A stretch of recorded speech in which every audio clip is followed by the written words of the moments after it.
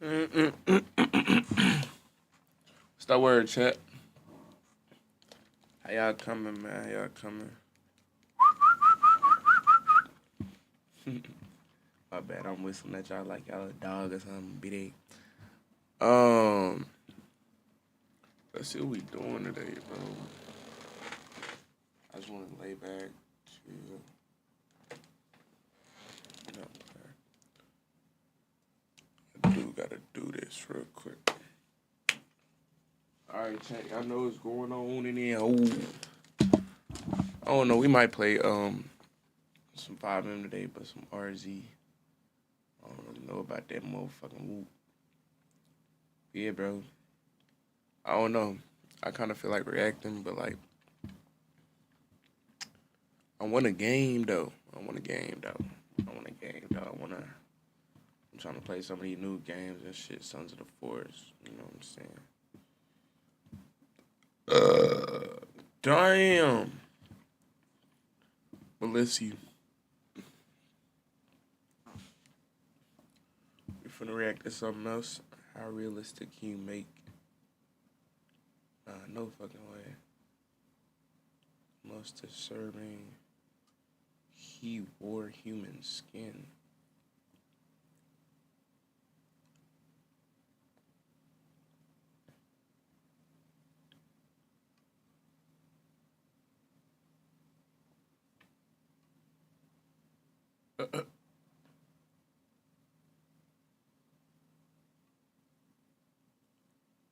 Most disturbing.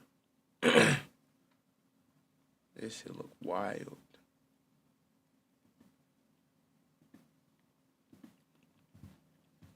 Sometimes I just want what I want right now. You know? Might have to upload this John on the This Data is Demon. I might do a Data Demon gaming channel reacts where I react to game shit like this. I like that. What's going on? What's good, YouTube? It's your boy Data Demon. You feel me? If you seeing this gonna be on Data Demon Games, or Data Demon is Gaming, or Dodge Just Gaming. I don't know what the fuck I'm gonna name this, but yeah, first video. Welcome in. How y'all coming? I'm real great. 26. The future. And this is Get vanilla straight Minecraft. into it over here. Looks nearly the same as it's looked Oh wait, my bad. How realistic can you make Minecraft in 2026? for the past few years. So I've chosen dozens and dozens of mods to progressively change every aspect of our gameplay, to truly see how realistic we can make Minecraft today, while obliterating my poor senile GPU in the process. So it's time to give my GPU a nice, wholesome funeral, and install my new one, along with our first mod, Conquest Reforged. It adds crucial changes we'll need for the rest of the video, most notably a new base texture pack and over 12,000 new blocks and models. And as a building mod, it changes my building style from being dull and boring to being vibrant and full of life. But this is just our start. We need something that can tell my GPU that just like a child being born in France, its life is already over. For that, we need shaders. There's probably 3 to 4 to me in the S tier that I would add to this video, which include Seuss, slider shaders, and Photon, which runs surprisingly smooth at great frame rates. But I just bought a new GPU. You think I care about efficiency? Bliss AC shaders, to me, look the best. Are we not starting to look like real life? Where's the DMV? Where's the antidepressants? Where's the IRS? But more importantly, how come there's caves everywhere? How come there's no politicians on this island? Clearly, Minecraft's world generation is not realistic. Sitting at the intersection of ingenuity and personal bankruptcy are some of the most impressive mods ever created, the world generation mods. But first, with Conquest Reforged, some of the most impressive worlds are player-made. Like this one, which is by Red Ranger Builds, which looks unbelievably insane. This takes Minecraft from looking like Minecraft into something completely different. But how do you build that? You just put a billion fucking blocks down? Red Ranger has a number of seriously incredible maps. Like this one, which is Maya. Look at this marsh, dude. The marshes, I don't know, ad-lib something, I don't know. These are for sale on their website, which is certainly worth checking out. Now, I know what you're thinking. We did it. We made Minecraft real. We can end the video now. Okay. No, trust me, we are just getting started. You have no idea what I have in store. Nah, but that while these shit are look fire right aesthetically there. pleasing, it's not really as practical to play with. There's no caves, you can't craft anything from the trees, there's no ores that I'm aware of, and the world is limited. It's incredibly awesome, but it's not quite my tempo. It's time to break out the world generation mods. In my opinion, Still Life and JJ Thunder to the Max are two top world generators that would fit our needs. Obviously, we're gonna start with JJ Thunder to the Max because who names their mod JJ Thunder to the Max? Hey, Chad, if y'all learning something too, drop in the comments. Say, oh yeah, I'm learning. Cause what the fuck, I didn't even. But I don't know. I think he's playing like the OG actual original Minecraft. Cause my shit don't look like that. Hold on, let me. Is this the same one he playing, y'all? Cause I don't think so. Max. Oh, Hey, we are I'm cooking. good. We are cooking. I have Distant Horizons installed, so clearly we have a few more chunks to load. I'm just gonna get up and eat dinner. I'll be back in like 30 to see what's generated. Okay, this is beautiful. You don't realize the full scale of this until you start moving around. I'm currently at 900 blocks in the air, on top of a mountain, and there's an entire cave system that goes up the entire thing. Phenomenal caves, JJ, well done. I mean, it's just straight up beautiful. Shit. You could post this on Facebook and trick old people into thinking it's real, which is the number one thing I look for in a good world generation mod. I just realized that this massive lake I've been looking at is actually just an insanely wide river. The scale of this mod is insanely daunting. Even the Chinese biome looks sick. And this, on the other hand, is Still Life. This really feels Holy more cold and shit. barren and realistic, like where my ancestors died. I could bleed out here. Something about this just screams, dying of dysentery. Both of these are great mods that make terrain massive. Like this is how far I had to fly to reach a new biome. But this isn't even a new biome because Still Life uses transitionary biomes to go between biomes, so they just slowly turn into new biomes over miles and miles of flying. But I like this a lot. I think this is where I'm gonna build my house. And now that we've gotten the world out of the way, it's time for some important additions. The particle rain mod adds better looking rain that makes storms feel real. It also adds mist and better snow. Falling leaves mod adds falling leaves, obviously. Dynamic surroundings changes our sound processing to be more 3D, which makes caves sound really cool. It also adds stuff like chirping birds and just generally adds to the natural, subtle ambiance of Minecraft. Oh my god, what is that? Oh my god. ugly hell. Get him out of here. The cave dust mod is perhaps one of my favorite mods of all time because it adds these little sprinkles of asbestos that we all know that Minecraft was missing. And back above ground, it's time to add Hobna's physics mods to see what new things have been added. Of course, we're going with the pro version on their Patreon, as if I haven't sunk enough money into this video, but it's completely worth it because this is a mod that has literally been worked on for like 10 years at this point. Look at this custom menu. See, this guy has autism. There's 10 different ways that this mod changes our game. We're gonna start with water. Dude, look at this. It has waves. We're gonna put a boat in here, and ooh. Dude, that shit fire. Yeah, the version of Minecraft I'll be playing with my brothers and shit. It ain't that.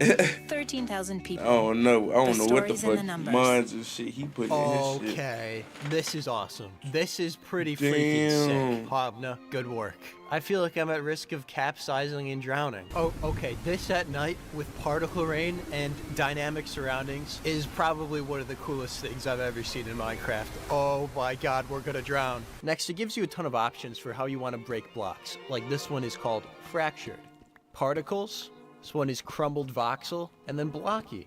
It gives you like a little block, and then you can customize all of these. I like Fractured the most because it seems the most realistic to what it would be like to be a child in West Virginia in a coal mine in the early 1900s. In West Go let some Virginia. children for realistic purposes. Don't worry, they're safe at my orphanage. They're completely safe. Now let's add in TNT. Physics mod also changes explosions, so this is probably a good place to test this out. Kids, they love this, don't worry. It's part of their curriculum. Fun science experiment. You're gonna find out if God is real. Oh, awesome.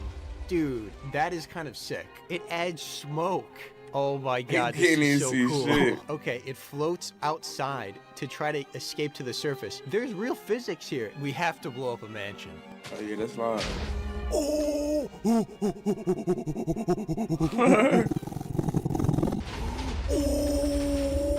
Oh, Dude, nah, that's this is fire. so Nah, cool. that's oh my God. fire. It leaves the little particles everywhere. They also changed fire too. Let's see. Oh, dude, it adds the heat shimmer. Oh my God. When the function got heat shimmer, dude, my frames are dropping.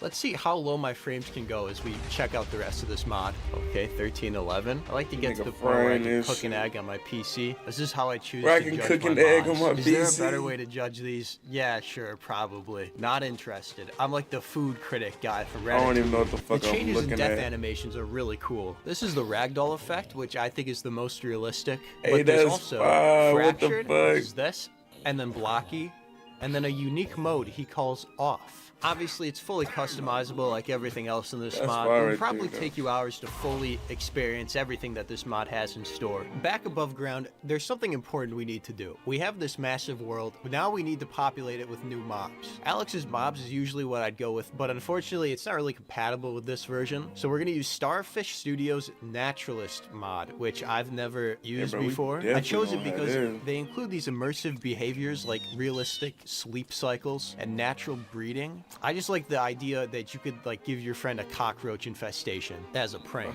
Oh my God, no, it's a snake. Oh my God, get away, get back, get back. Oh, it's dead. That was very unceremonious. It just exploded into some blocks. All right, let's grind. Okay, I have 3 pens now. I just want to see what we can get. Oh my God.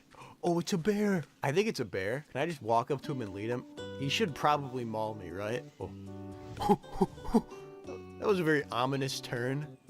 Oh, I can lead him. Okay, come on, buddy. What the? You're not gonna kill me? But this is supposed to be a realistic video. Oh, okay. Now we have a wild boar. Okay, come on. I guess. Oh, he's sleeping. Aw. All right. This is wholesome. Let's feed him the children. Jim's orphanage. Gotta give him a sign. Come on, buddy. I know you're starving. That was a long trek. Okay, come into here. Right down here. There you go. Chinese buffet. What? Come on, eat them. You're not mauling the children? Is any part of this real? Okay, fine. Moving on. Should also go over the mods that I have installed that I haven't talked about yet, but are in this mod pack, and that you probably need if you want to run this. Better F3, Call Less Sleeves, Entity Calling, Indium with Sodium, and Starlight, among a lot of others that you can find from the default Conquest Reforged mod pack that you can get on CurseForge or Modrinth. I've also installed some better animations mods. I don't like the main animations mods that you see everywhere because I think they're too cartoony and like exaggerated. So I went with Spawn Animations, which makes creatures just kind of pop out of the ground. It looks really cool. I also added Not Enough Animations because it makes player animations in the third person occur, I guess. I think that physics adds like a ton of animations that are way preferable to anything else. Alright, now that we've assembled these mods, it's time for the ultimate test.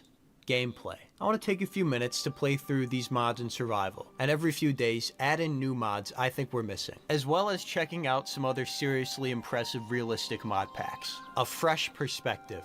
As you guys can see, I have built my green top. It looks great. And although it does use a great number of the blocks Conquest Reforged has offered, I do think it needs a bit of improvement. Also, my other goal is to get to the top of that mountain. Manifest destiny. But it is already nearing dark though. And night in this mod pack is already incredibly stressful. You'll see what I mean. I'm not risking it. And at the end of day 1, I also added in repurposed structures, which adds like better versions of vanilla structures, which seems like a really cool thing to try to explore later on. I really like the upgrade path of trying to make Minecraft a medieval apocalypse game. I'm just gonna keep that in mind. Sort of like a modern day Romania simulator. Sure. Like this is the upgraded jungle fortress, which looks really cool in vanilla. It feels like I'm urban exploring an abandoned sewer line in Minecraft. I could step on a rusty nail and get tetanus, or break a bone or something.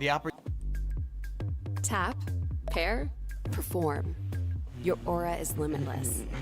What makes Blue Bunny bunny tracks so delicious? Expertise.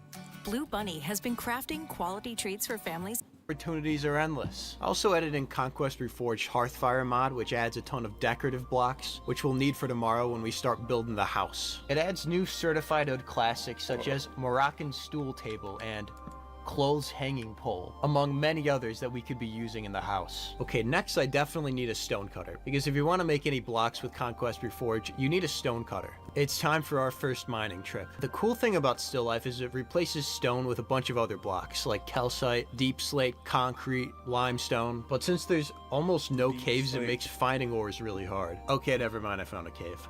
Oh my god, finally. Iron. It blends in so well. We've been here for so long. The caves sound so cool now, like listen to this.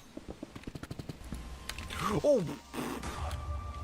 Damn. Okay, I think we're done. I think we've got everything. Boom, here we go. I say we keep the green top as more of a national heritage site, and then over here we put a log cabin. I'm feeling a log cabin for this. Now we need a base block. I want something light, colorish. Ooh, lime mortar masonry. We'll use that. Let's try concrete. Oh, okay. I'm rocking with this. This looks sick. Okay, this is good. In order to get an inspiration for the base in the mod pack, I also wanted to check out Artecraft, which is a really awesome medieval realistic mod pack for the Artecraft server, which is a player-built recreation of Middle-earth from Lord of the Rings. Oh, look at this. Look at this custom menu. All right, let's go.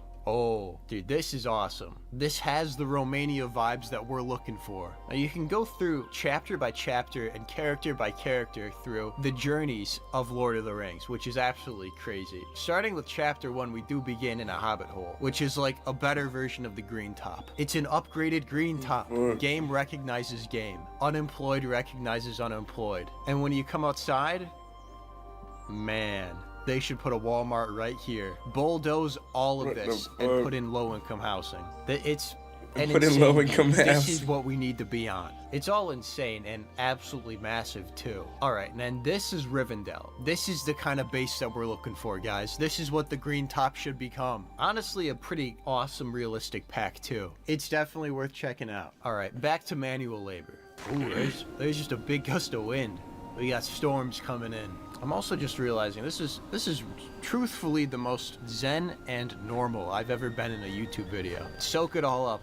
This only happens once. We're coming off the meds next video, guys, don't worry. I'm gonna need a lot of oak for my house, and I'm thinking we need to hop on the river so we can get to another biome to find oak, because there's none in this biome. So this might take a few days of travel. Let's go. Oh, it empties. Okay, it empties into an ocean. All right, we're going straight into it. I'm gonna attempt to just row across the entire ocean. Leroy Jenkins. I might be in here for weeks. Okay, here we go. I see a tree. I hope this better be oak. There we go, it's oak. All right, that's enough. Let's go. Okay, that took me like 5 in-game days, which is all things considered not that bad. This is like incredibly painstaking, which is fine. I mean, that's realistic, right? Oh God, it's getting dark out. Oh no, it's pitch black. It's pitch black. Oh no. Okay, I'm just gonna go in this general direction. I'm just gonna pray we get home. Okay, I see a light, but this is just daunting. Okay, we're safe. Ooh, I like the Tudor box frame. That's kind of hard. And there we go. It's a good start. I see that Mamba in you. Look at that Tudor paneling. All right, end of the day now. I think it's time for some more mods. We should keep making this more like logistically challenged, because that's a big part of real life. Tough as nails, perfect addition. Body temperature, having to drink water, just a general pain. Let's go with flowing fluids, because water should not be unlimited, right? It should be something that's scarce, that we just can't be throwing around. Okay, well, okay. There's no sand here. We need sand for the glass to get the water, you know? Okay. All right, back in the water. I think we have to get to that beach. That's the only place I can think of that had sand. Okay, here we go. All right, here we go. Okay. That's crystal clear, dude. That's Dasani right there. I'm thinking we put some logs across the basement roof, make it look cool. Nothing like logging in the great outdoors. Speaking of logging, we definitely need better tree falling mechanics. Enhanced tree falling. I think this one's the most realistic. I think the birch slabs look pretty good on this roof. All right, the basement is done. Second floor. Oh, this thing has potential. I want a big window out here. A nice panoramic view of the mountain really sells it. Location, location, location. And there we go. The house is done. Wow, dude, it looks pretty. I mean, not really. It looks like a shack, but I'll take it. I think there's one last thing that I need to do. There's one last thing. We're making it to the top. Mount Everest. Come on. Oh, no. Oh, no. Oh, no. The freezing. No, no, come on. This is my life's mission. Come on, I'm so close. No, no. Well, you know what this means. Apple. What? I can't help but feel like Apple. What? AI Minecraft experiment is disturbing.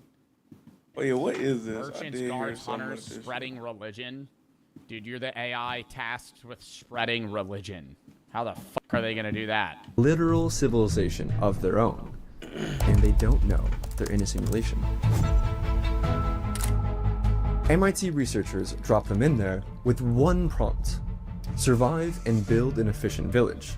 That's They just start fucking killing each other? Yeah, that'd be crazy. basically it. That's all it took for them to create an entire civilization. They wake up, go to work, gossip about their neighbors, fall in love. They even hold elections, argue about taxes, and make art. But this isn't just about Minecraft. It's our first glimpse of a new species beginning to think for itself. And that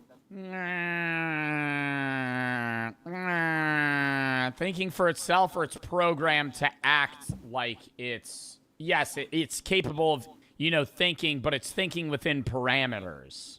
It's going, hey, you're a merchant. You don't know you're in a simulation. This is your task. It's not really thinking for itself in the way a human is. It's programmed to be a high, intelligent, responsive AI. It's different. could soon, according to Nobel laureates and the Think it godfathers for of AI, itself, nigga. lead to literal human extinction. When you normally think of AI NPCs, Fuck you y'all probably talking about. think of dumb ones that just follow a handful of if-then scripts. This is totally different. Those NPCs are not autonomous and not interesting. They can say like 4 sentences. How are you? In better. How about I need to you? call my nigga, Not bad. man. Good to hear. Goodbye. Goodbye. What video games have really complex AI that you could interact with? Hold on, chat. I mean, the ones... Call my nigga. Damn. He probably had. Happy birthday, boo. Where you been there? You still up here? I know my nigga shit a month after my shit. I always remember your shit because your shit literally a month after my shit. Oh, bro, that nigga damn talking about some. You trying to go to Miami? I'm like, hold up, man. What you been out there? You been chilling? Hell yeah, I've been out in LA for like a month, folks. Damn. Wait, you still got one more year? Yeah, yeah. Okay. I had a red shirt here for real. Okay, man. I've been out in LA with my shorty. I've been working and shit out here. Yeah. And then I get back to the city like the 20th for real. Okay, man. Say, look, I see that nigga. If niggas ain't on shit, nigga know we gonna link up, man. Man, well, I'm trying to get this, bro. I gotta do this IRL content, bro. Like, I keep hitting these niggas up. Everybody bullshitting for. I'm like, Bro. Like, niggas be niggas trying to go to streamer university. you hear me? Like, hey, I did my application, nigga, and all that, bro. Nah, I swear. But yeah, now what you ain't got nothing planned today, though? Hell, nah, niggas finna go to the mall for a little bit. Maybe shop a little bit. You know I don't like spending my coins, though. Hey, nigga gotta stay down. Hey, nigga gotta stay down. Nigga might go browse the mall. My shorty, she gonna do some shit, I know that, but... Bro. And then shit, nigga chilling the rest of the day for real. Okay, shit. Well, say less, my brother. I just had to call y'all like, damn, let me see what my nigga been on, man. Bro, my nigga, for Man, love, brother. Just shit. Hit me. always love this way, too. Oh, God, just hit me whenever, brother. I bet you two better. Love Yeah, to. safety, love. Yeah. My nigga birthday, man. Y'all go shout out my nigga Coda, man. I has the pet alien. Will her high school sweet. All right, hold on. Let's finish this. It's not even really AI. What's that game mechanic where they remember you and they Damn. hate you? This low key is a couple people I got to call though. Hold on, what's that? Yo, funny as hell. Damn, she called me yesterday. I didn't even see that, John.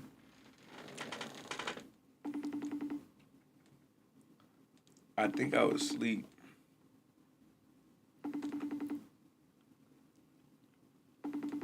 Chat, bro, what niggas on, bro?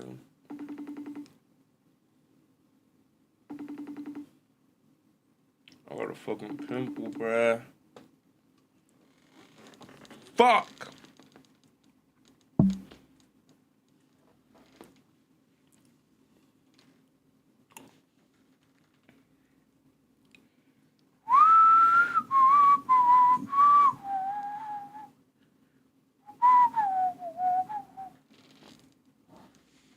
Bow. I ain't finna call them people. If you Fuck kill that. them, they come back and they have like a vendetta against you. It's like it's a copyrighted mechanic, and they don't have it in video games. Red Dead does have more complex AI. Yeah, the Nemesis system. What game is that in? Yeah, the Nemesis system's very complex, computer-wise. But, like, I don't really know many video games that have, like, hyper-complex AI that are, like, interacting with you on a deeper level. To start, each of these AI agents is powered by LLMs, like ChatGPT. And yes, each one is playing a character. They start killing each other based off the ChatGPT shit. They start being racist based off of which AI runs them. The one that's run by Grok is just printing just fucking Rule 34 porn out to the rest of the Minecraft community the entire time. Each one, anytime he's the judge. Grok's the judge in the Minecraft town. They always go to him. At Grok, is this true? Is playing a character, but they're only given a short one-paragraph description of that character. Everything else they do is entirely up to them. And researchers have run dozens of these fascinating experiments of AIs behaving weirdly autonomously. They leave AIs alone together to see what they do when they think no one's watching, like how Jane Goodall studied wild chimpanzees. I'll break down 3 of the most important research papers showing just how crazy our future might get.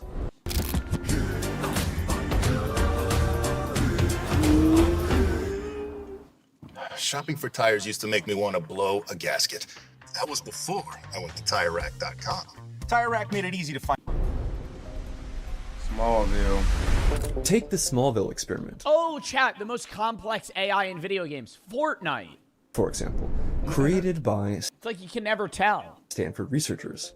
Now imagine you're one of the researchers. You've given your 25 AI agents each a one-paragraph description. For example, John Lynn is a pharmacy shopkeeper who loves to help people. Bro, please tell me they just toss in like a serial killer.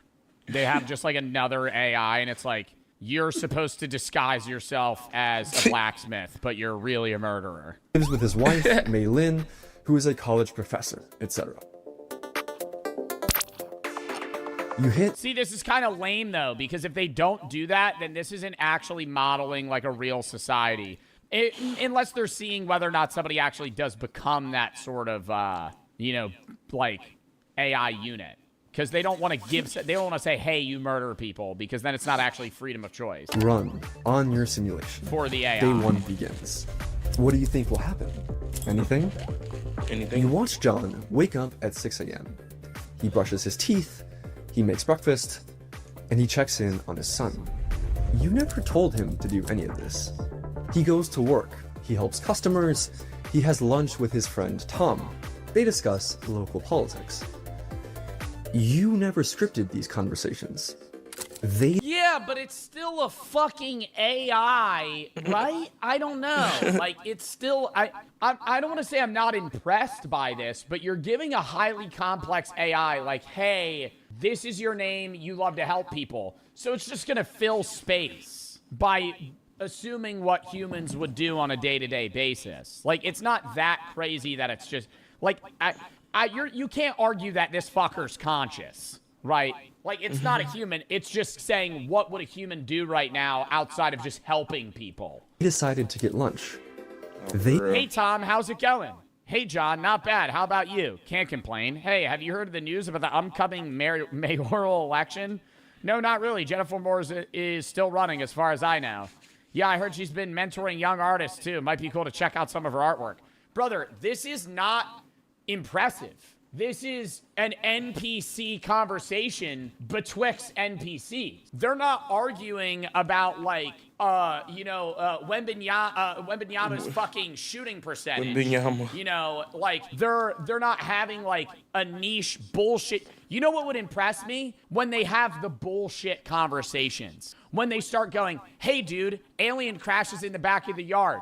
What are you doing about it? Are you gonna kill it? What's the most fuckable Pokemon? Right? Like that'd be What's if the they most asked each other fuckable that, I'd be like, Pokemon? okay, What? that's kind of crazy. Right? Why are they talking about that? But them acting like some mayoral election and they're just having like, definitely speaking of art, have you heard about that new community art show that me and Jennifer are planning? Who gives a fuck? They're still in the planning stages. Should be exciting. Oh, really? That sounds fascinating. This is just filler.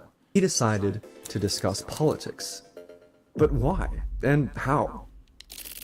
Well, this continues until day 12. And so... Speaking from experience, yeah, I built the Goon Squad in Pixelmon. The fuck? Low Punny. The Goon Squad in Pixelmon. Victory Bell. Geodude. But the evolved version of Geodude, Machop, is also up there. So you decide to test something. As you play your role of a god in this world, you inject one extra thought into one agent.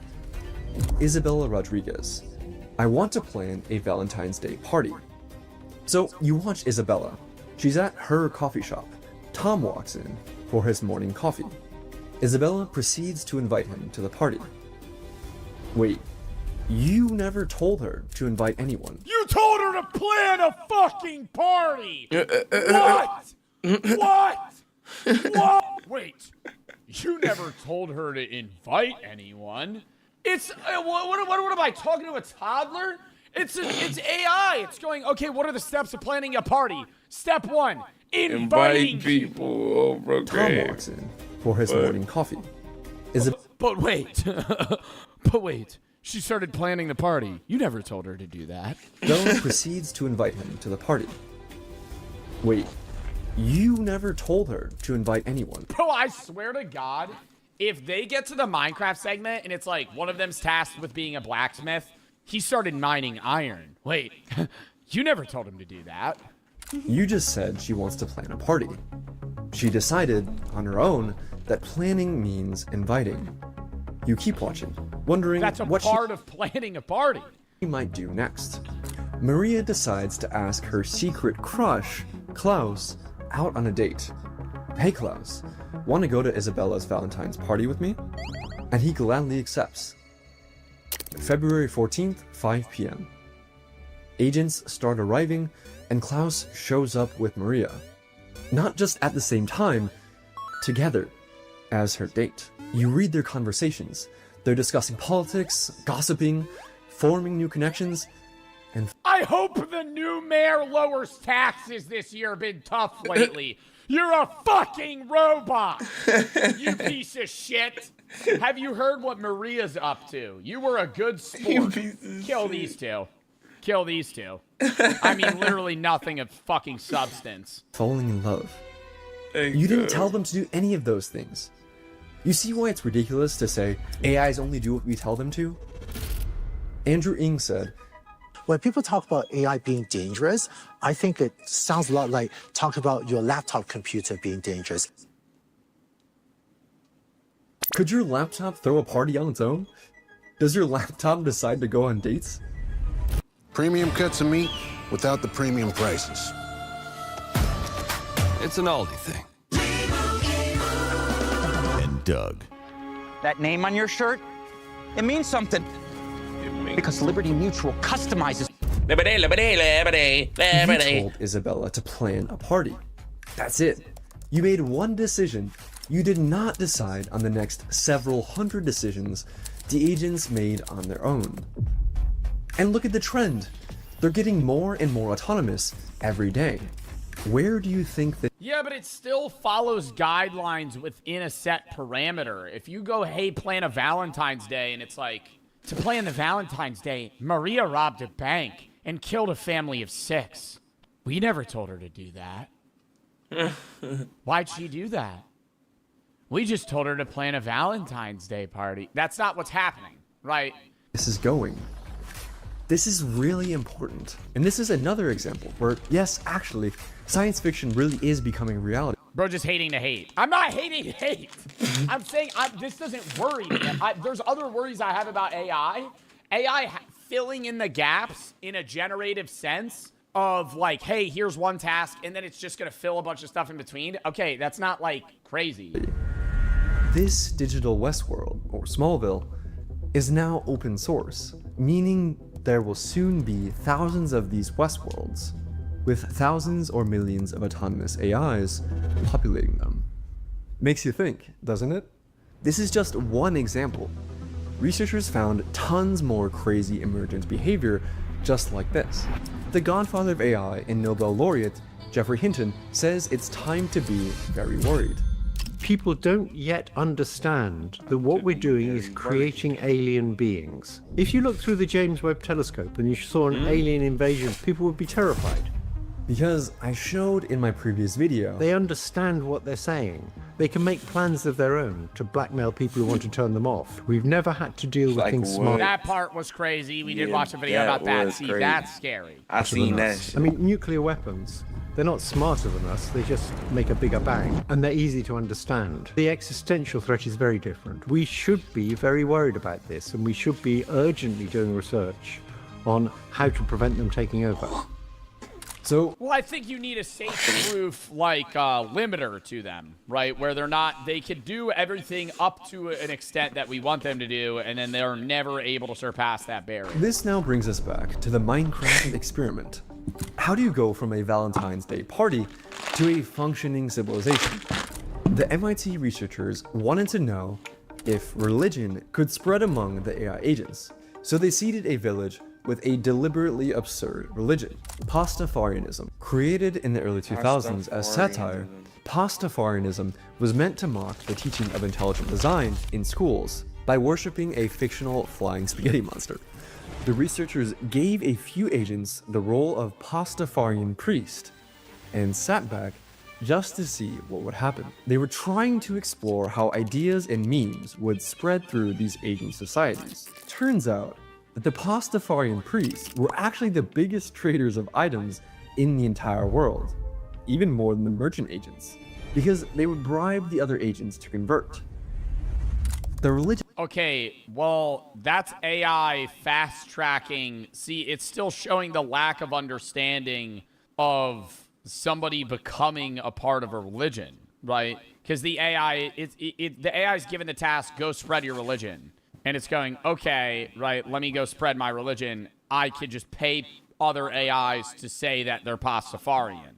But that doesn't mean that they actually believe that, because they're not actually complex thinking about what their belief set is. It spread quickly. Some agents brushed it off, others listened politely. But a growing minority embraced the doctrine. Within days, nearly a third of the village identified as followers. Not all in the same way. Some treated it lightly, while others became fervent believers. But that's not even the craziest part. In the previous example, Isabella Rodriguez was the one to directly invite almost all the agents to the Valentine's Day party. But here, 2/3 of the believers were recruited by random agents, not the priests. See the direct converts here, and indirect converts here. What had begun as a parody had grown into organized religion, invented, practiced, and sustained entirely by the agents themselves.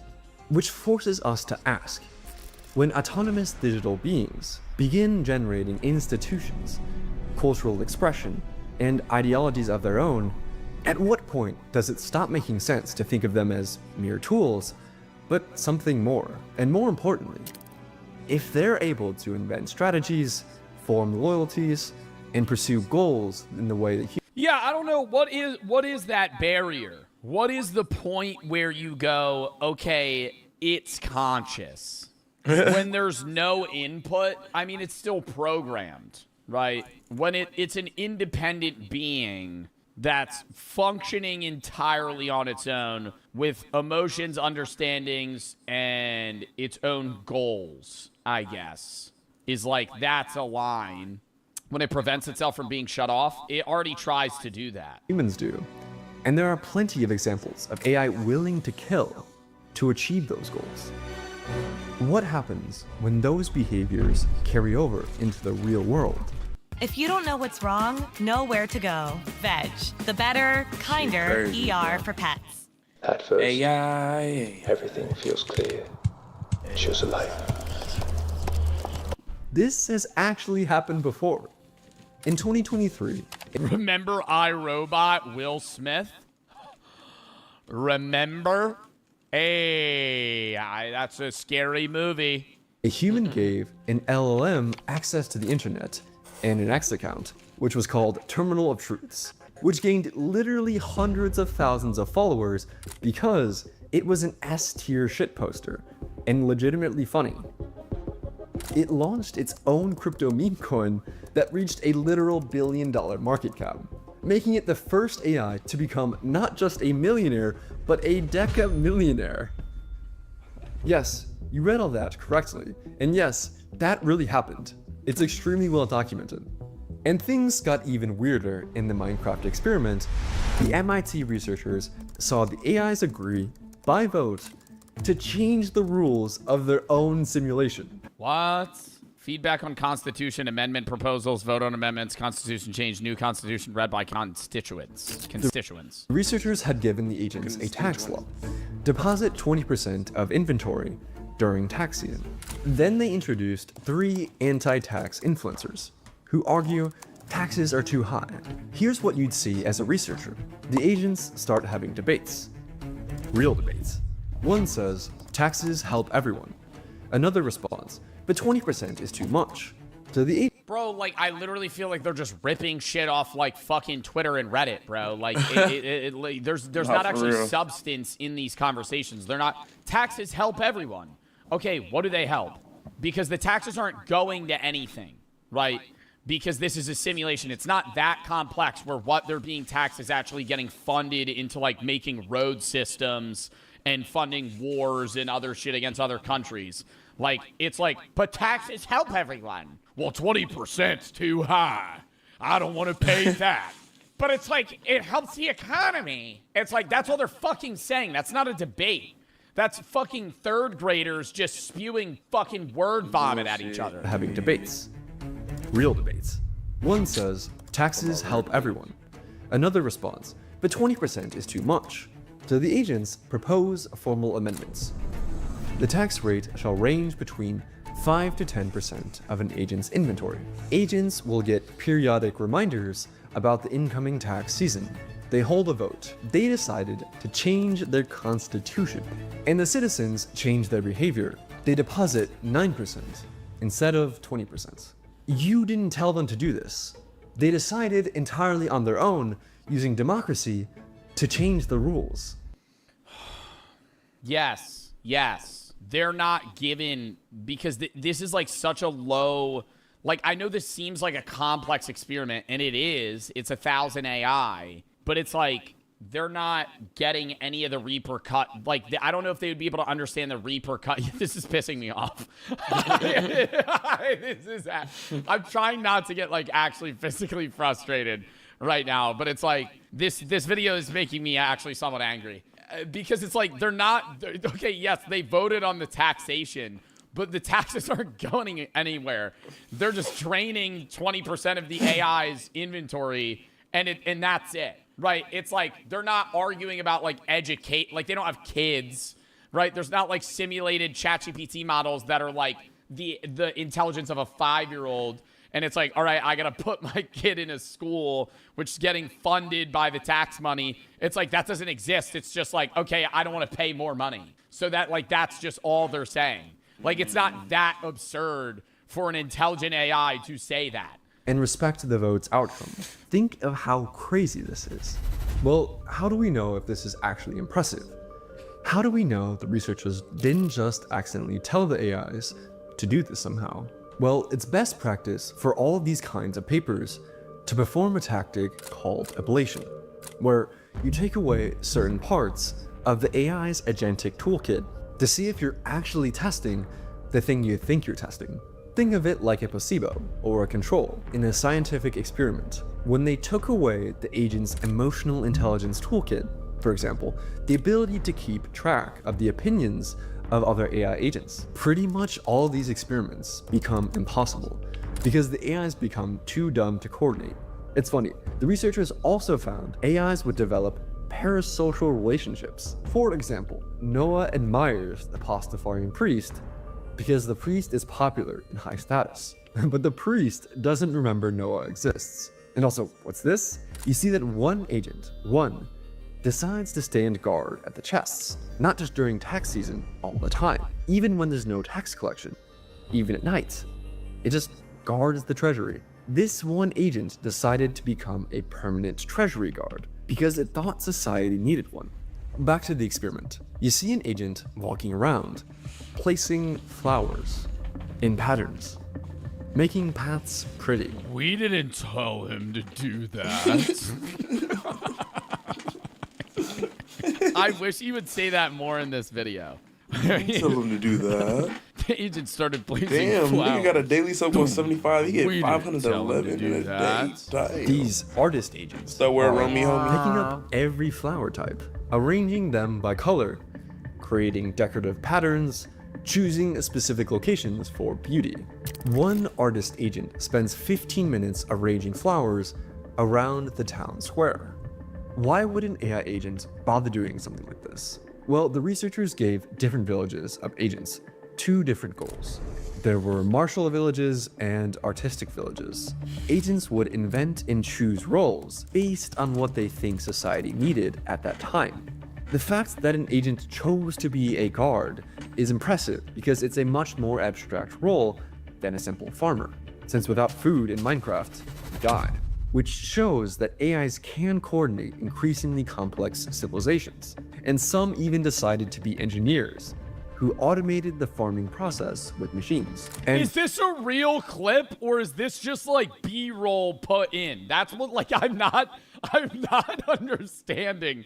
Like, am I seeing actual footage of like an AI place of flowers right now? Or is this like a modded world where they automated a fucking crop churning system? Decided to be engineers who automated the farming process with machines. And you can tell the agents are actually deciding and weighing the options, because when you take away the social awareness module, basically emotional intelligence, with ablation, the roles the agents chose were random. So basically, you told them to create an artistic village.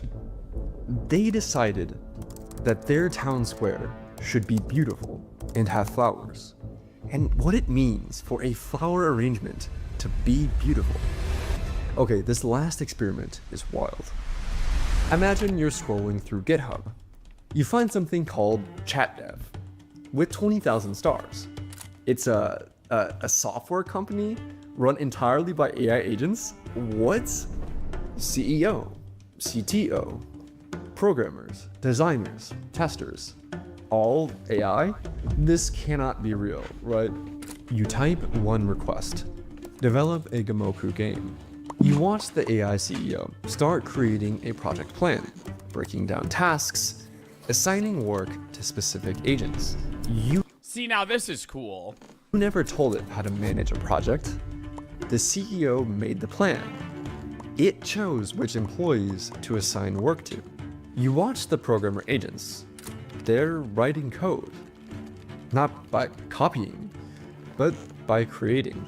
And they sometimes add things you didn't ask for.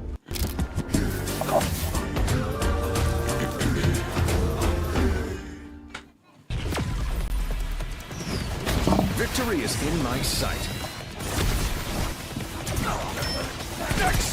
Like a GUI or higher difficulty. Improvements that emerge from the agents back and forth. You watch. Yeah, but it's still not. Oh my god. Yeah, I think there's a difference between somebody creatively thinking for themselves and trying to think out of the box, rather, because they're not inventing new stuff. right? They're just rewashing old shit into manufactured, like, game models, right? The AI, the boss that you hand this, make me this, goes, okay, what coding is simplest to do what needs to be done? Combs the internet. Okay, this one's the easiest. I'm going to send that off to my guy. Then they send it off to the fucking other AIs that are the programmers that are best geared to do what they need to do, right? You can say the same thing about us. That's not true, because you can come up, like, yes, you're only able to, you know, do things that are within the bounds of your perception, but you're able to actively seek and create new ideas that aren't based off of previous ideas that you know.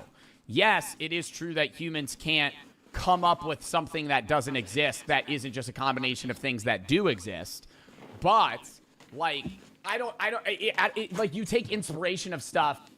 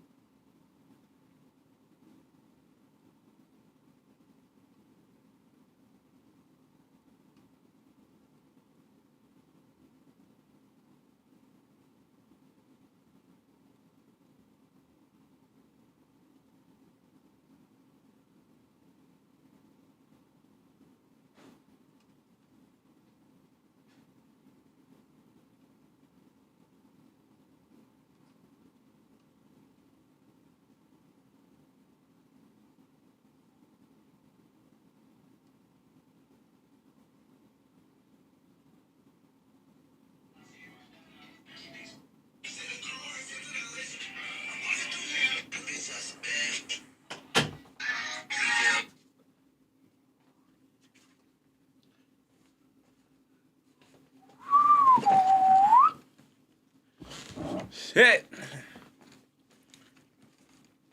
Shit. BD.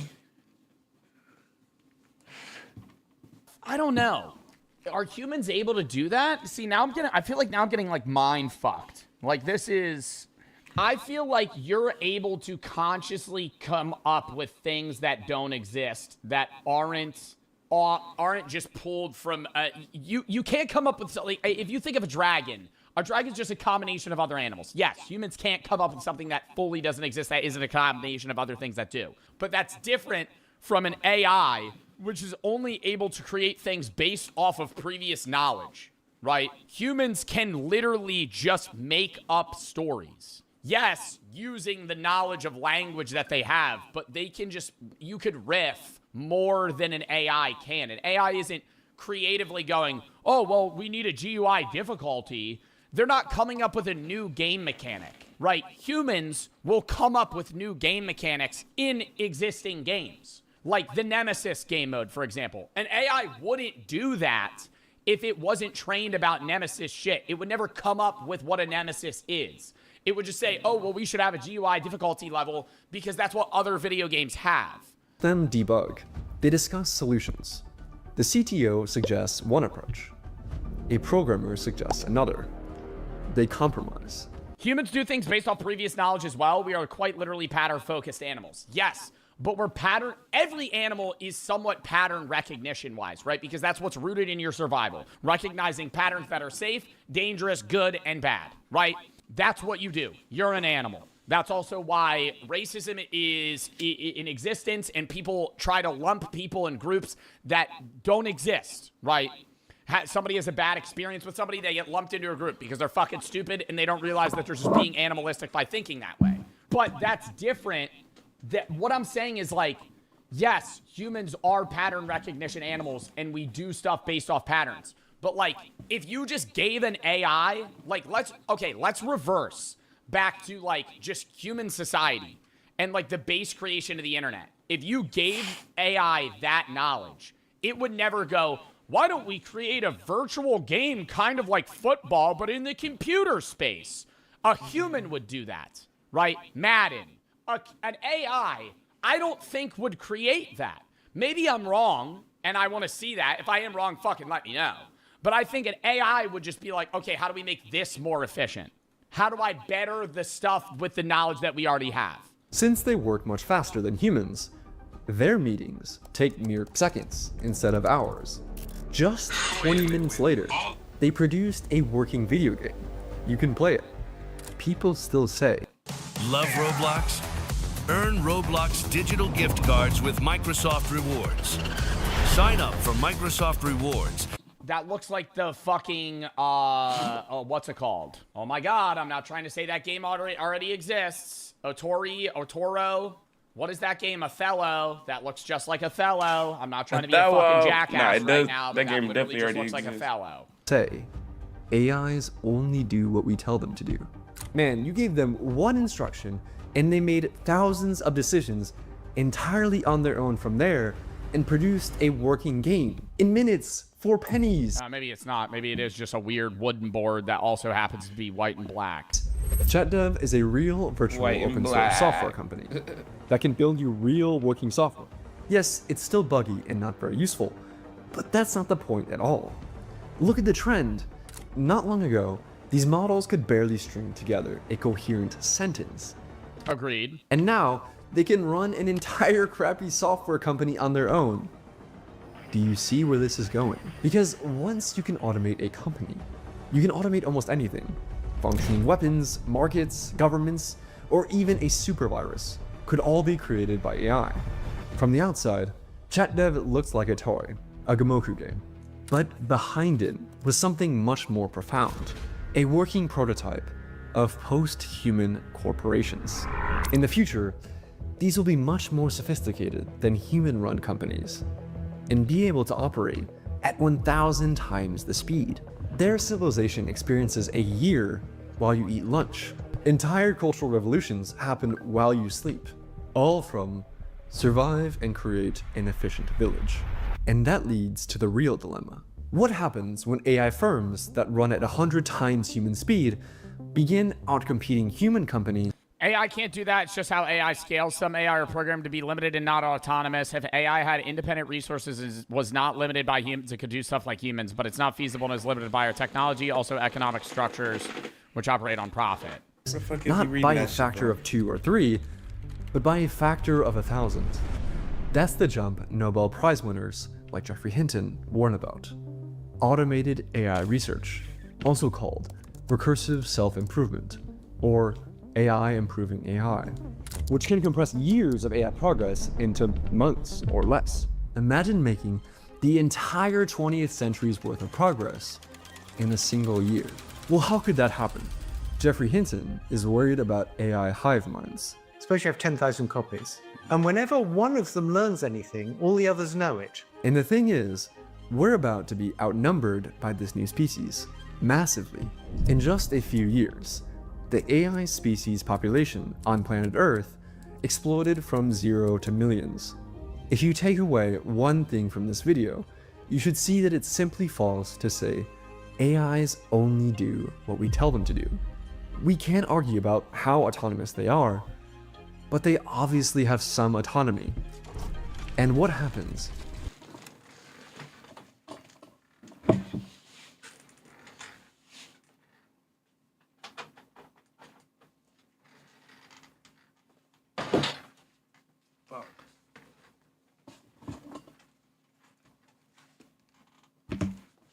When the goals of the AIs don't line up with our goals. If humanity is going to get through this, we have to be honest about this and not retreat into copium dens, that these are mere tools. When you leave your hammer alone. No, I don't like, I want it to be known when I'm like saying I'm not impressed by what's being shown in this video.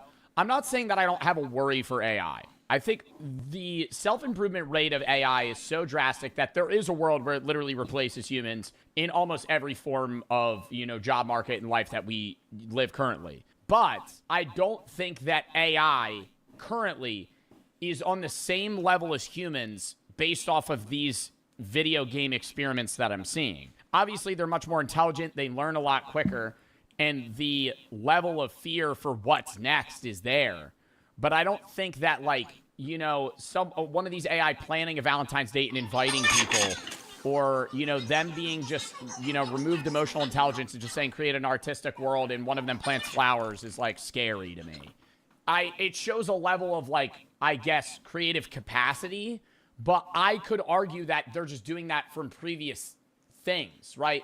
Like, a lot of our creative input comes from genetics as well. Obviously, you could say our genetics is the AI's code.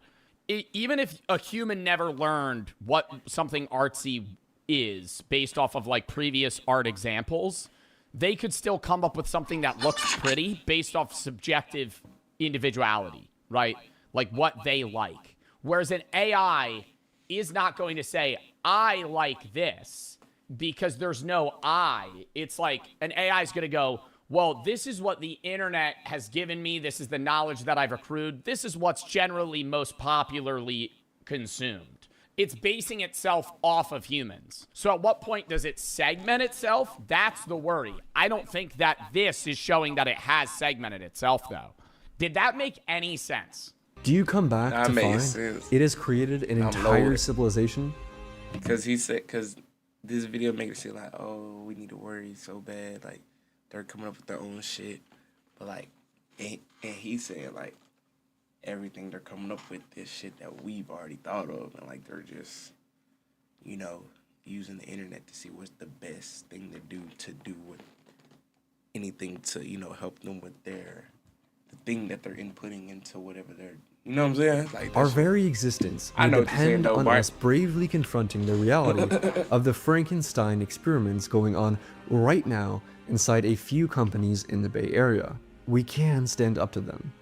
And to understand how AIs could actually take over, watch this video next. Did he say we could just stand up to them, bro? Those companies are the most valued companies in the world right now.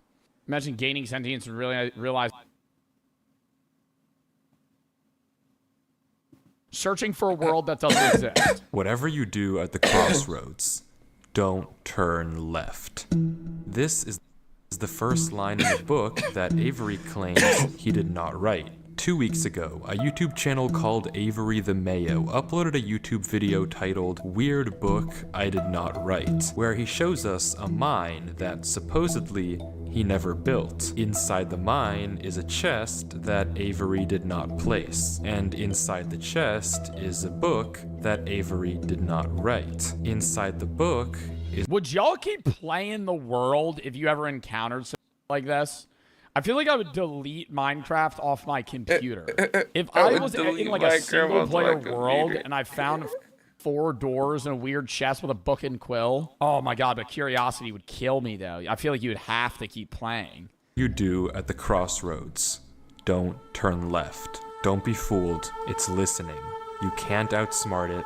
It's listening to me. It's watching me. It isn't from this world. At the crossroads, don't turn left. At the crossroads, don't turn left. At the crossroads, don't turn left. At the crossroads, don't turn left. Bro, I'm telling this lame mother to shut up. And I'm telling you right now, if I ever hit the crossroads in this game, now I'm turning left. I'm turning left, now boy. I'm insta turning left because I'm like, yo, this is a video game. Yo, this is a video game. Over and over, followed by a sequence of numbers. And that's... What is he gonna... What is this, a cipher? it.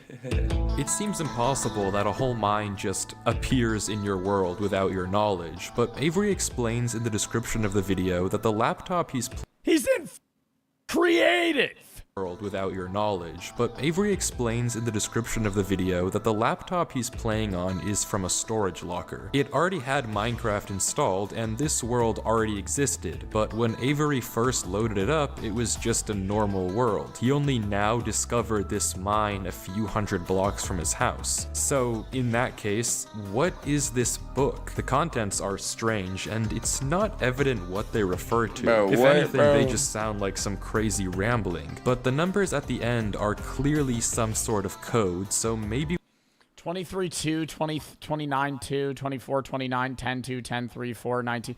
I feel like these are like coordinates. we can solve it and Like when you're looking for like buried treasure. figure out what this book is talking about.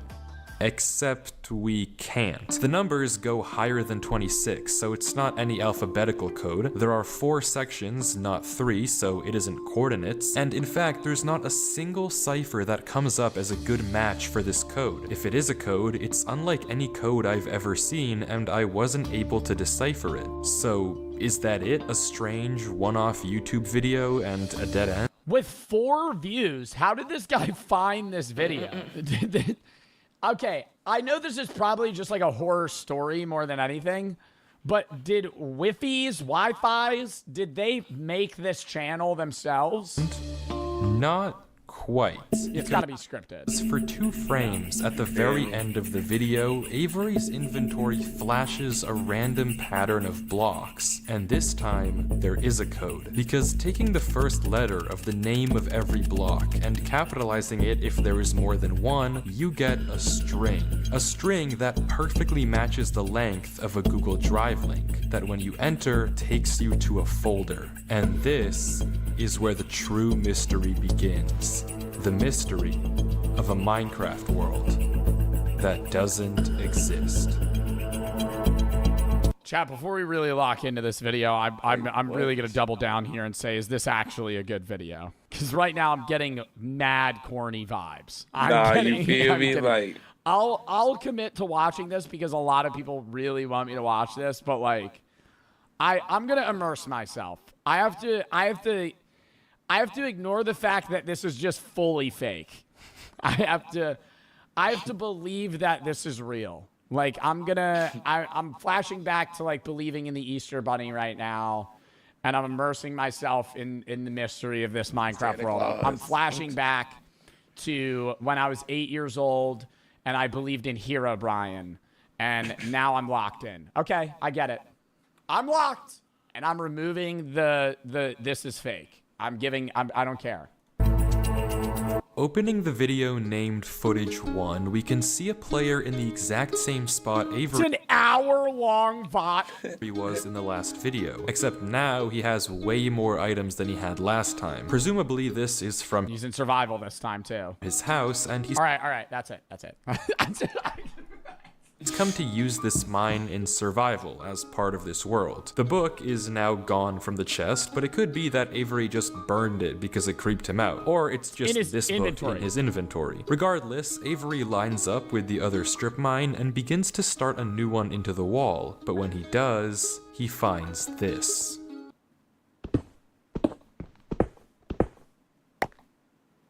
A cave. Nothing weird, it's just a cave, and Avery walks in to begin exploring, until he stops and sees this. It's hard to make out, but as he walks closer, we can see what it is. Grass Moss blocks. and grass. This is immediately a red flag because this kind of terrain does not generate in caves. Avery checks underneath it, but there's nothing else either. And when he runs back to grab his torches, he notices yet another patch of moss in the corner of the cave. Again, not natural, but not leading anywhere either. It's only when he heads back down the cave does he see it. A tree. Avery approaches the clump of greenery, and there it is. A tree unlike any other oak tree in the entire game. Whatever this is, it isn't normal. Avery backtracks a bit, and we get a better look at this shrub, for lack of a better word. And after some hesitation and circling around it, Avery decides to try mining the tree. And he does. With no problem. It looks just like a normal tree, except normal trees don't generate underground. And it's not the only one. As Avery goes deeper and deeper into the cave, he passes larger and larger patches of greenery, coming across more shrubs, and even more trees, and even more moss.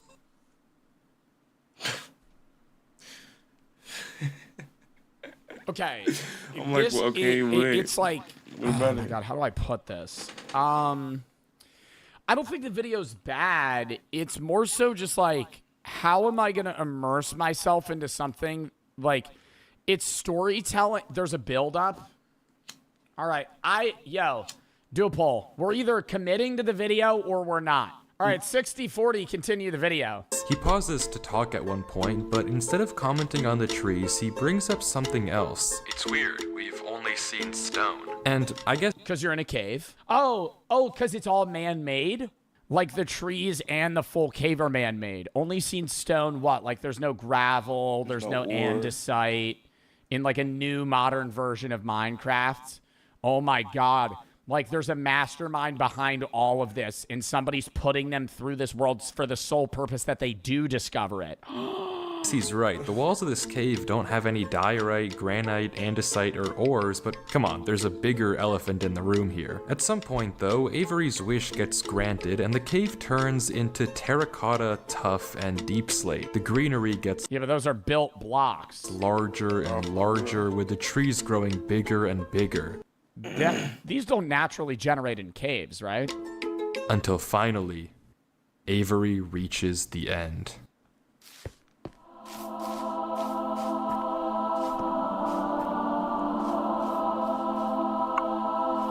What the fuck Backrooms video is this? No, for real, what the fuck? Backroom, Minecraft, backroom. Yo, what a sick-ass base this would be, though, right? Avery stops for several long seconds, just taking everything in. The room is a giant cave of green, with strange, unnaturally large trees forming a staircase on the back wall. The floor is covered in a massive field of moss. Is that a tunnel over there? Scattered with the strange trees we saw earlier. Avery slowly heads down the cavern wall, being careful not to take too much damage while maneuvering his way to the bottom. He looks around in awe as he explores the chamber, and from closer up, we can see a tunnel right between the massive tree gates. Avery searches around the trees for a few minutes, seemingly mesmerized by the build, and we can see that these gates are made of trees stacked on trees stacked on trees, made of spruce, mud, and oak. But the question here is... Mud? Since when is mud a block in Minecraft? Obvious. What is this place? This kind of terrain obviously doesn't generate naturally, so who made it and how does it just appear in Avery's world? Well, if there's any answer to that question, it's through this tunnel, because finally Avery decides to stop sightseeing and... Yo, tell Big Dog to get a mic and stop typing in in-game chat in single player for the fucking video. Heads down the tunnel at the center of the room. Avery walks through the mud brick tunnel, turning to glance behind him every few steps. But of course, nothing is there. The world is set to single player. At least... Single player and peaceful mode. It seems that way. Until this happens. A creeper spawns. Something is wrong. It's almost impossible to notice, but at the far... All right, I kind of like this video of like how dude, the bass drop. I noticed nothing different. Something's wrong, dude. It's really hard to see, but 500 blocks away, there's a pixel. Possible to notice, but at the far edge of the tunnel, the first pair of torches have suddenly been wiped out. Avery stares for a few seconds and continues walking. Oh, nah. Now it's pitch black? Another pair of torches. Oh, no, that's the other way he's going. Is gone. I'm not scared of torches turning off.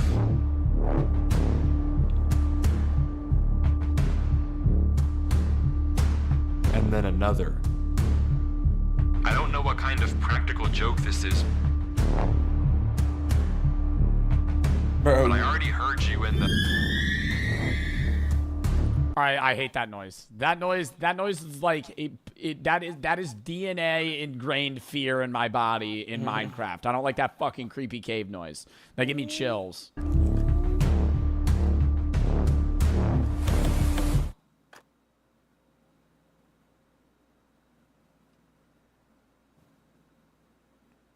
If I get jump scared right now, stop.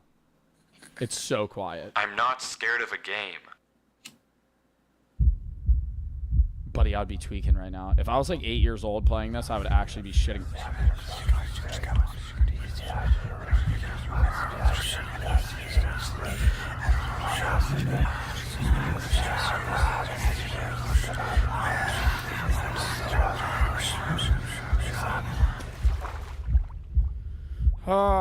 Why is this stressing me out now? Stop. I thought this was mad cringe. Now I'm getting too involved into it. I'm feeding into the Herobrine shit right now. Stop. Now he's in some dark ass cave. Oh my god. I would instantly build back to the surface. I don't know why I just jumped down. I wasn't scared. But I felt... I wasn't scared. I wasn't scared at all. It was like the torches went out. I didn't give a fuck. I like just wanted to come down here because that's like where the game is taking me. Compelled. I've never felt like that in my life. Scared? What is going on here? Things just went from strange to incredibly creepy in a matter of seconds. This doesn't just happen on a normal world, but Avery did say he found this world on a computer he got from a storage locker. So maybe this is just a world that the old owner of this computer created, and it's just some strange adventure horror map. Case closed. Except it's not, because the video files aren't the only thing in this Google. Oh my god, I just had the greatest idea of all time. When I have a kid one day, and that kid wants to play Minecraft, the first experience I'm going to give him is vanilla Minecraft, but like randomly, I'm going to insert the Herobrine mod into the world without telling him. And then they'll start losing their mind. Strange tunnel I found in my Minecraft world. I've been playing this world for a while and just discovered this. This is my documentation of the search. Notably, when I installed Minecraft, this world came pre-created. Always thought that was a little strange, but I'm not really sure. This seems okay enough, but remember what Avery said earlier. He found this computer in a storage locker with Minecraft installed. Not he installed What does he mean a storage locker? Like a storage unit that he bid on? Like some Storage Wars shit? Can I get a 1, 1, 1, now 2, 2, 2, now 3, 4, 4, 4, now 4, 50, 50, 55, 4, 55, 4, 60, 60, 61, 61, 61, 61. Minecraft and this world was there. Admittedly, it's a pretty small difference, but still, why the conflicting stories? Something you may have also noticed that I can't explain is why Avery's name is now censored. He wasn't censored in the Oh, I thought he was editing that. Previous videos, but now he's both hidden his name and changed his skin, almost like he's hiding from something. But there's still a lot more of this footage, and if you want to figure out what's happening in this world, why it exists, and what it has to do with Avery, we have to keep watching, as Avery runs from whatever it is that's hiding in this world. Avery says he has to keep moving, even if he doesn't exactly know why, and the only way to go is down. Avery takes a leap into the giant pool of water before him and swims down into a junction of tunnels. After some hesitation, he burrows himself in the left wall for air before swimming down the left tunnel. He continues to navigate through the dark water, the tunnel getting narrower and narrower. This is already some horror shit. I played Minecraft my entire life, and I'm telling you right now, I'm never exploring an underwater cave without water breathing. Never. What? Until it opens into a giant cavernous room with just enough space at the top to get a bit of air. When Avery Wow, 1.5 hearts. descends again, we can see tunnel openings sprawling across the walls. Avery scans around. There's no marker of where to go, just tunnels upon tunnels as This is giving like Subnautica vibes, like deep ocean mystery.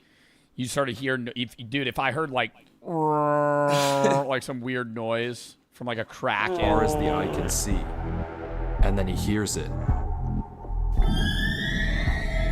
Hate the that. same sound as when the whispers played previously. Avery rushes to dig into the wall, and as he blocks himself in, we can hear the whispers again.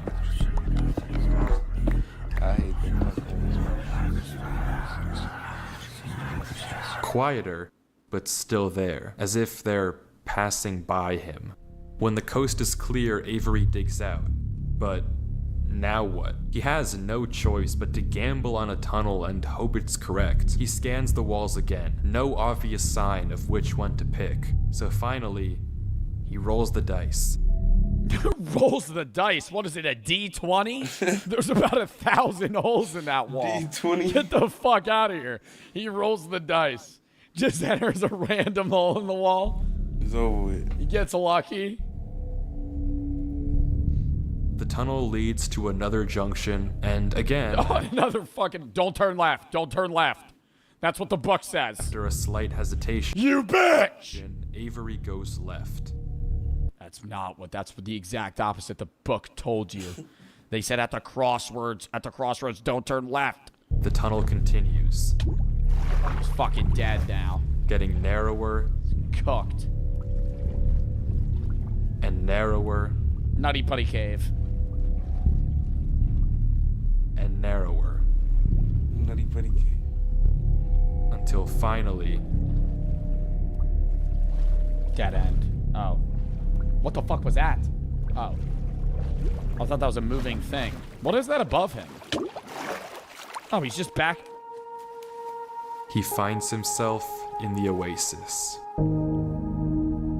Avery looks around the room, strangely, almost peaceful. He's in the middle of a square pond, flanked on all sides by the same uncanny trees. He stares off at the water for a second before towering up and getting a good look around. Nothing. Wait, did they ever decipher? Oh, no, yeah, sorry.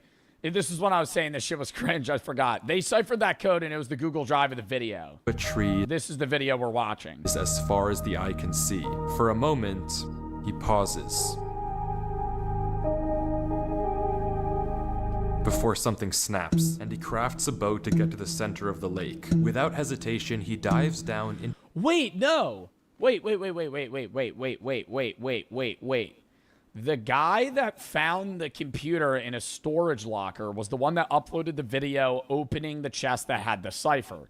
The cipher went to a Google Drive, which is probably made by the original owner of said laptop that went to this world the first time. That's why he's blurred and he's trying to hide himself because he purposefully left it in a storage locker because then he wouldn't have to deal with it anymore because the horrors he witnessed. I'm on some fucking detective shit right now. I'm locked in.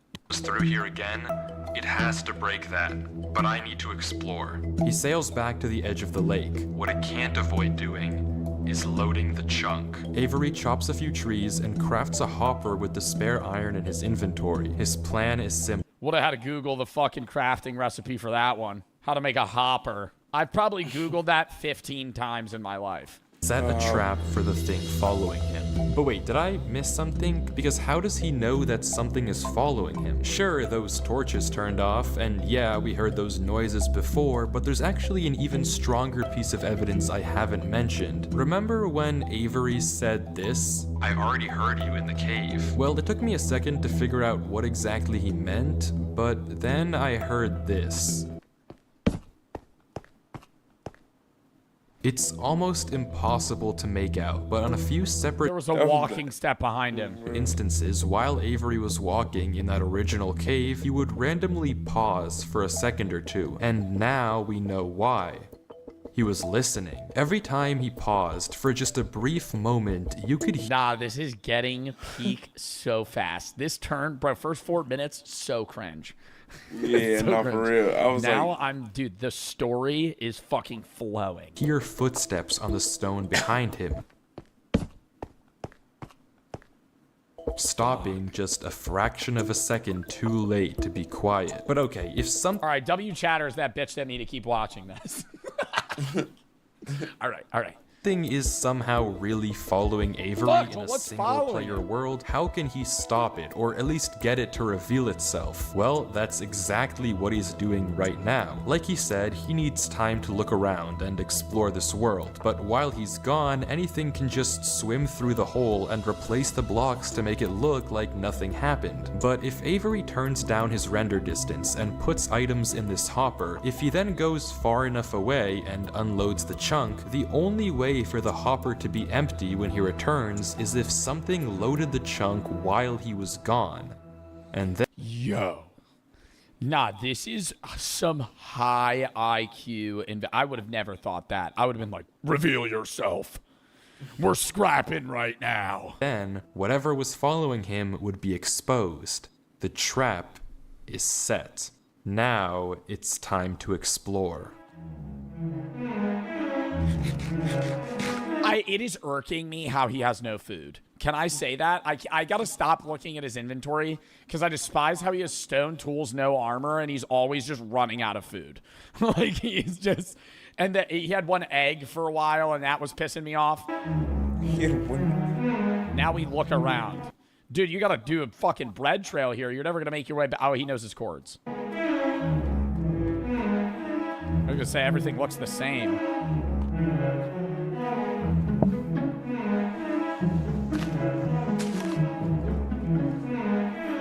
What?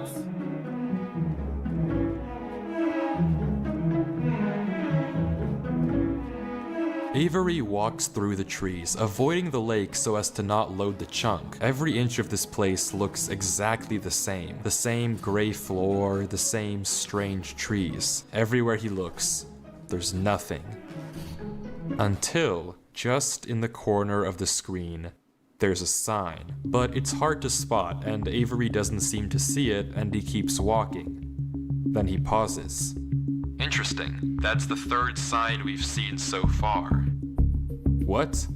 Where? Third sign? I've only seen this one. But it turns out he's right. Going back and re-watching the footage, just barely hidden in the corners of the screen are two other signs Avery crossed earlier in the recording, though he gave no indication Do they say anything, or is it just like, oh, that means he's going in the right direction? time that he noticed them. Avery goes back to all three signs. All of them are blank, so I don't know what to make of it, but Avery seems to be satisfied and he explains why. These signs all seem to point to one place. Both of these angled ones point in the same direction. And he's right. If you line up a coordinate grid with the location and rotation of the signs, you get this. So he's right, all of them point It's an arrow.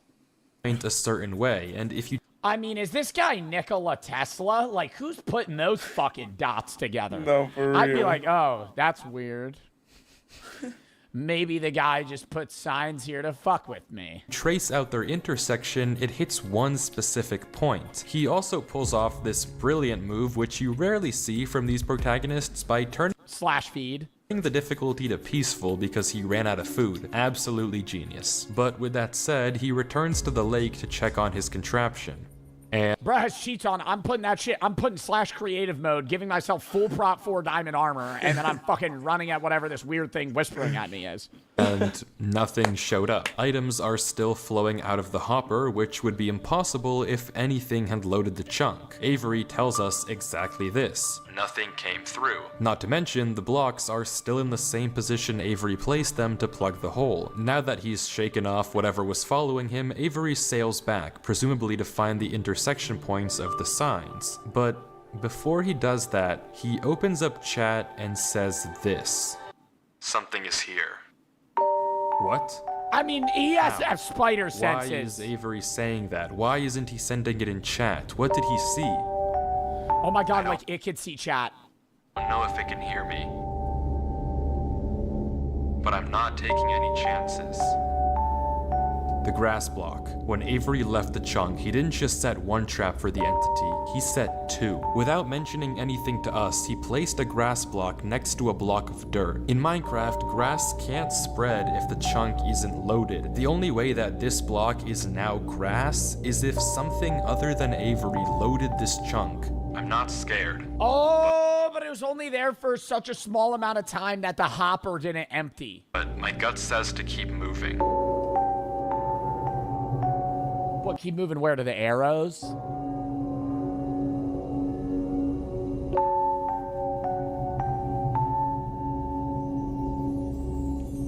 Maybe I am scared.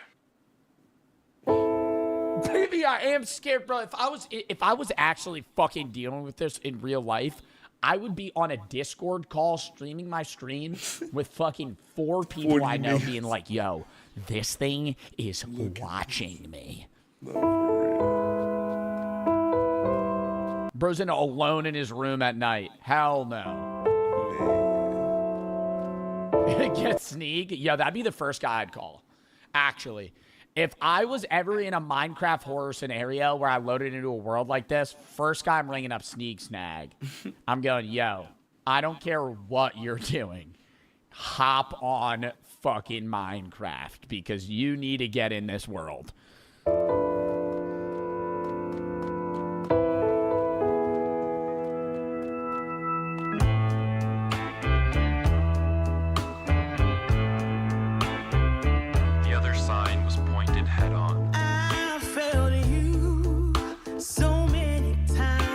What do we got, an intermission music break? I committed so many crimes, and I was pretty sure of myself. You gave me reasons What's that? To be somebody else. Baby, I'm home again.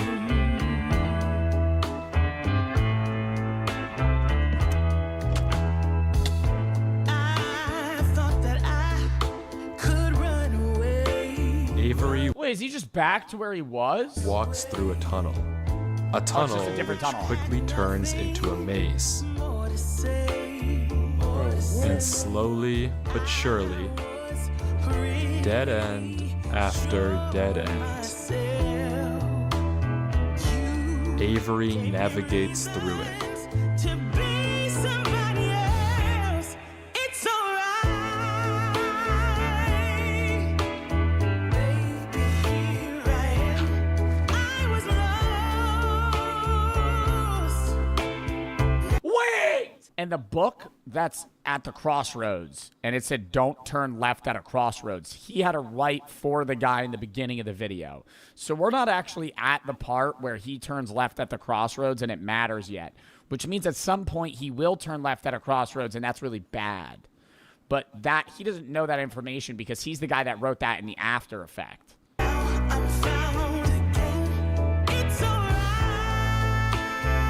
This is the crossroads? Yeah, I know. This is just a maze.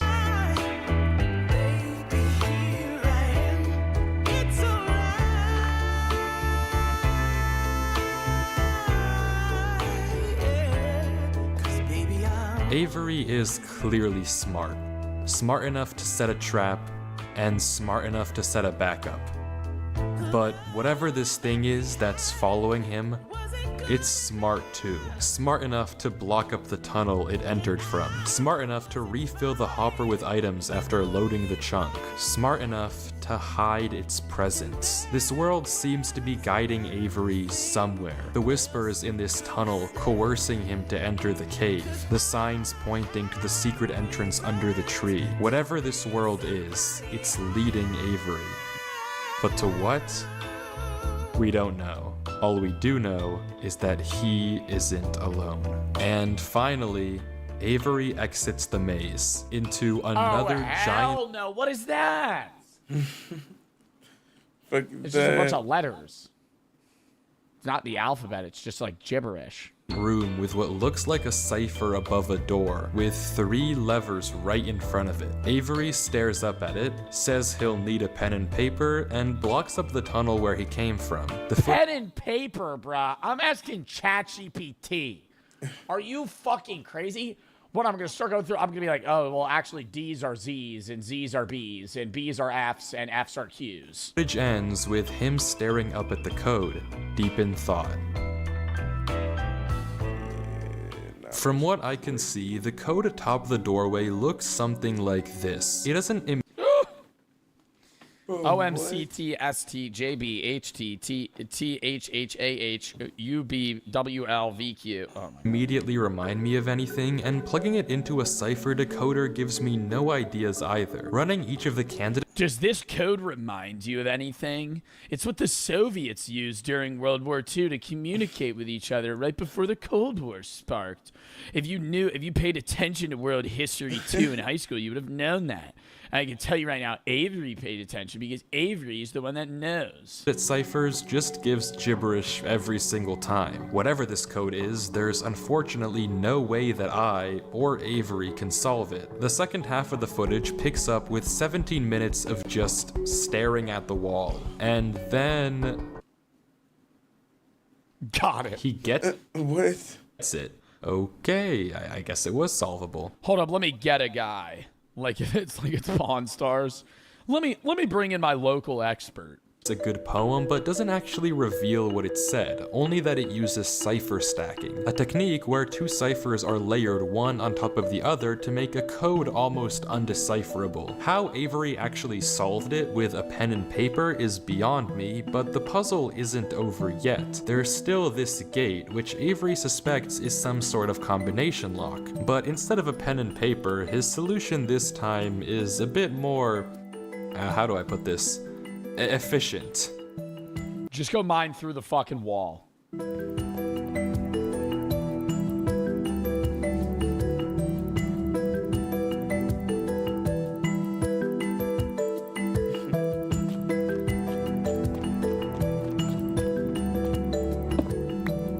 could have saved 17 minutes on that one.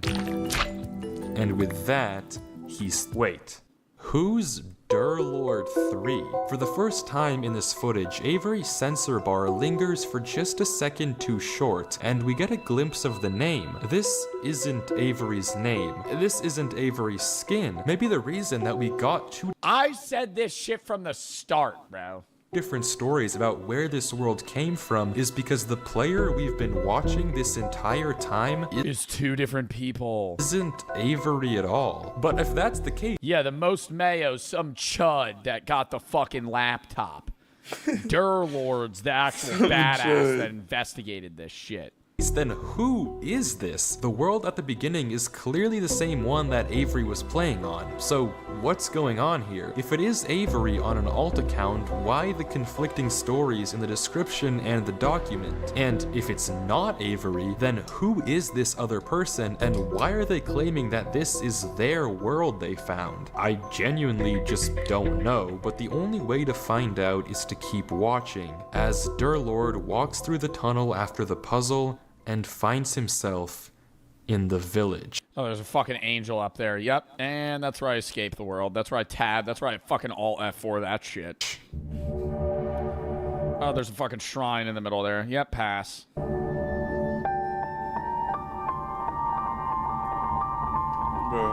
Oh, it's an abandoned village. I see the cobwebs.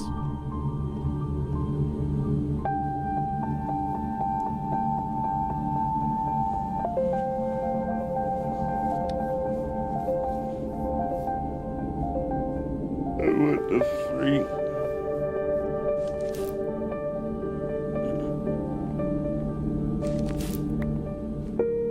Set your spawn. Set your spawn. Set your spawn. Durlord. Durlord.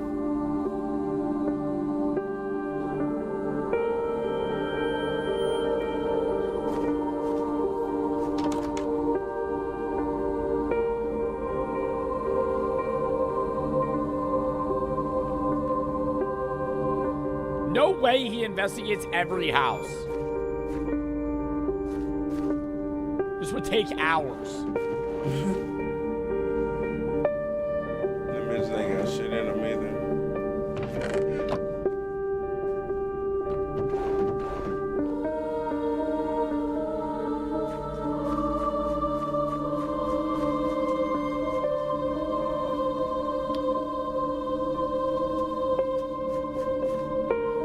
He doesn't have his cords up anymore.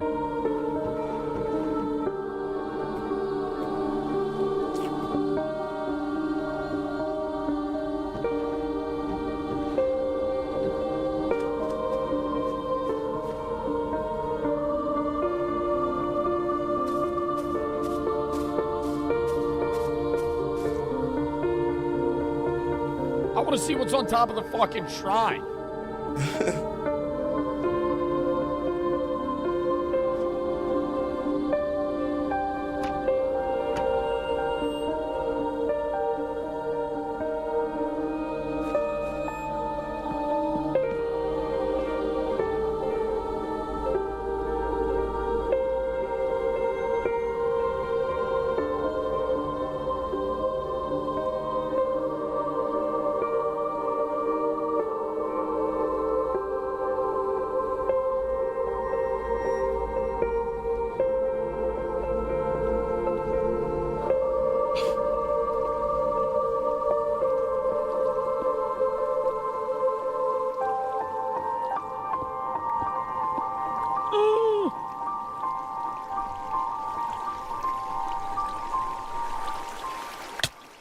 Yo, he just jumping down there, not even gonna do his quick scan. No, for real. Nothing. It's empty.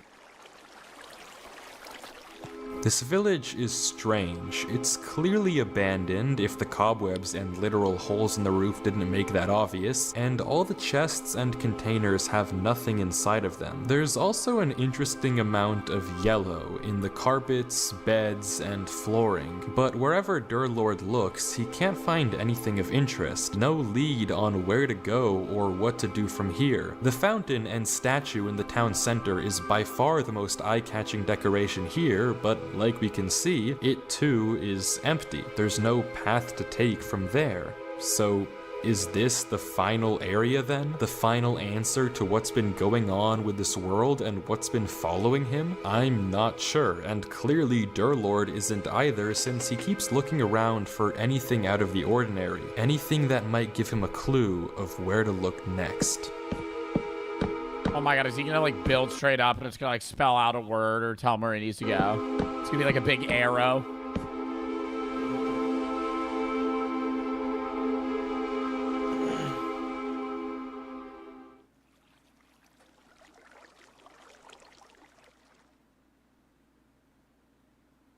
Why did you just get fucking quiet? What is he looking at?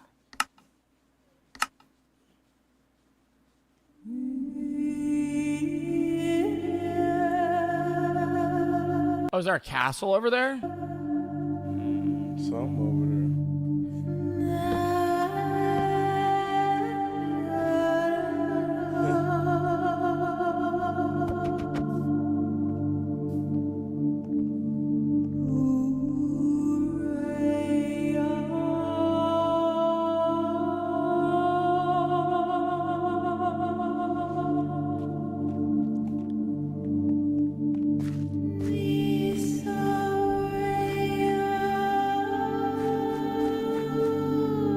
There's just nothing in there either.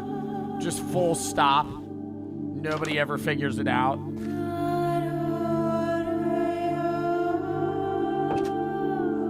Or it's just a regular villager. Did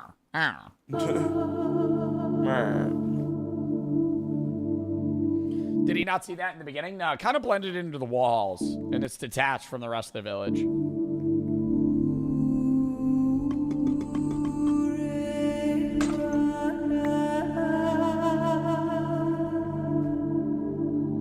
God, am I watching the fucking movie 300 right now? What is this music? Not for real.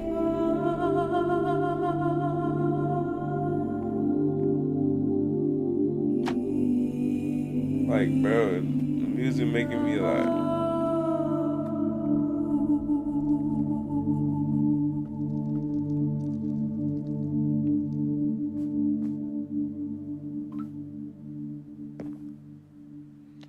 there's nothing here either.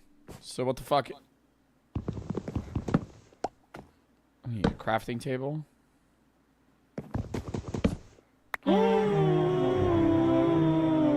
How would he know?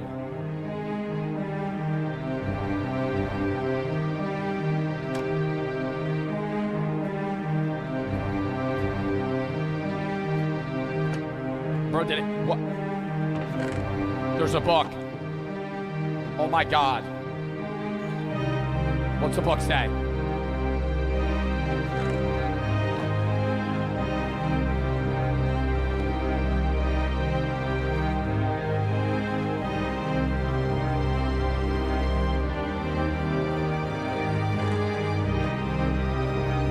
Read the fucking book! Oh my god. I hate it here. These idiots are insufferable. They think that devotion will save them. Rest assured, it will not. Not that it will do them any good to believe that anyway. The ones who realized it pretend they didn't. But it doesn't help that there are some of them who truly believe they'll be saved. The king is coming, Maya. If anything, I wager that their king is already here. It's watching me write this. I don't particularly care. I just want this to be done with. The sooner I can leave, the better. He's arrived. I don't know why anyone is surprised That to thing find just ain't my out nigga. this is exactly what they were hoping for. I'm going. I'm leaving this here in the rare case someone finds it.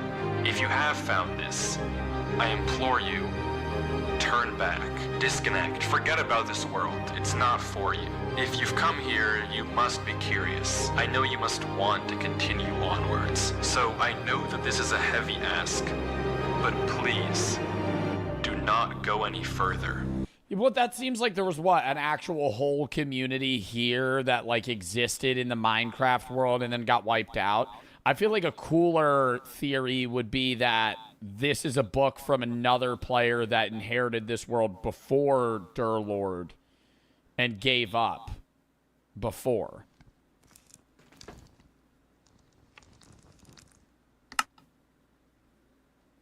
What the fuck was that?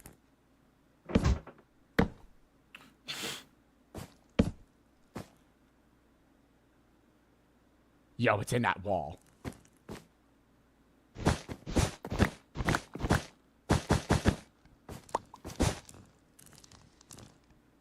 What is that goopy ass sound?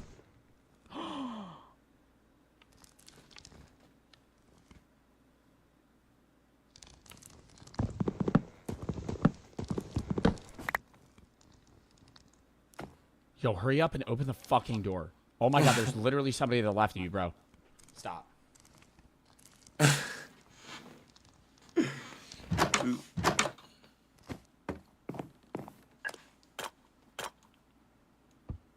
It's another fucking hallway. Oh my god. What type of back rooms ass shit? Oh, that was the candle? I thought that was somebody moving. Yo, that candle sounded like sludge.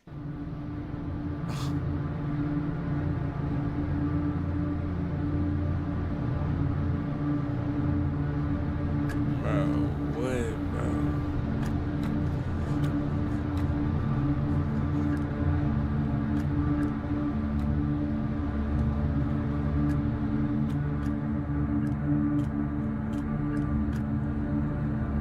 Why is this bitch so loud?